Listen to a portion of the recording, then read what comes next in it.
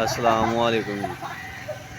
आ गड्डी आई है जी माल लैके कमालिए तो माशाल्लाह डेली कमालिए तो आती है भर के अपनी गड्डी।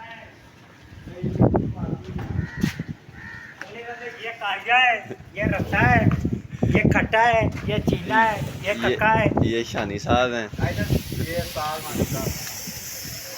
ये गबरू साहब हैं हमारे लोडर हैं जो।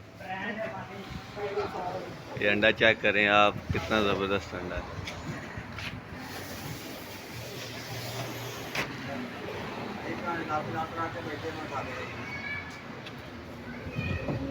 हाँ नहीं ये गड्डी ड्राइवर साहब। सर जी कहने का सफ़र है ਤੁਹਾਡਾ ਕਮਾਲੀਆ बहुत प्यारा माशाल्लाह रस्ते का बड़ा मज़ा आता सफ़र का यार। अच्छा जी ਸਕੂਨ ਆ ਜਾਂਦੇ ਹੋ। ਸਕੂਨ ਆ ਜਾਂਦਾ ਬੱਚੇ ਬਹੁਤ ਅੱਛੇ ਨੇ ਨਾਲ ਸੌ ਜਾਂਦੇ ਨੇ। ਅੱਛਾ ਜੀ ਮੋਟਰ ਵਾਲੇ ਨੂੰ ਤੰਗ ਕਰਦੇ ਠਾਏ ਨਾ ਭਾਗ ਚਲਾਨ ਚਲੂਨ ਤਾਂ ਨਹੀਂ ਕਰਦੇ ਟ੍ਰੈਫਿਕ ਵਾਲੇ। ਦੱਸਿਆ ਮੈਂ ਚੋਰੀ ਸ਼ਵਾਜ ਦਾ ਡਰਾਈਵਰ ਹਾਂ। ਅੱਛਾ ਜੀ ਬਚਤ ਹੋ ਜਾਂਦੀ ਹੈ। ਹੋਰ ਉਸਤਾਦ ਜੀ ਤੁਸੀਂ ਸੁਣਾਓ ਕਿਵੇਂ ਮਾਲ ਲੈ ਕੇ ਆ ਚਲੇ ਜਾਂਦੇ ਜੀ। ਓਏ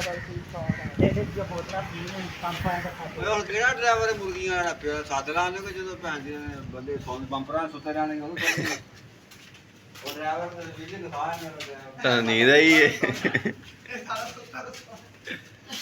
ਆ ਦੇਖੋ ਜੀ गोदाम च माशाल्लाह जी माल बड़ा ही ज़बरदस्त माल है।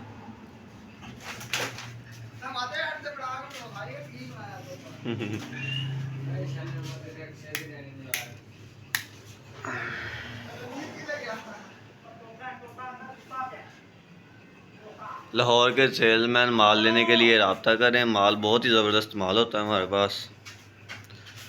ये भी चेक करें माल को 10, 15, 20, 25, 50, 100 पेटी माल मंगवाने के लिए रब्ता करें और नहायत ही मुनासिब रेट पर माल लेने के लिए रब्ता करें।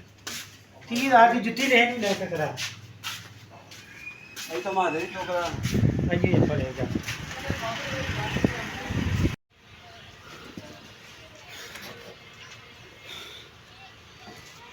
काला काला गड़ी गड़ी कर दे यार।